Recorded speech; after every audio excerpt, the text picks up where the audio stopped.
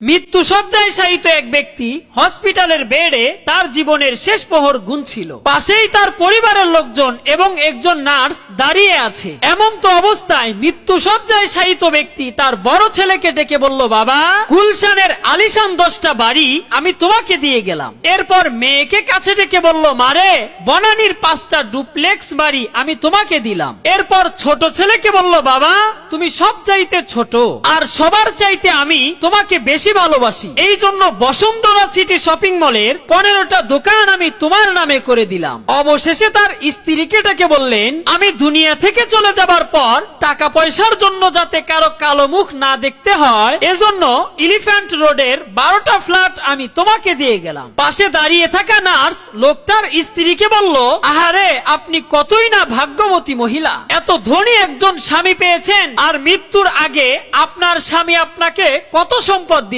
যাচ্ছে।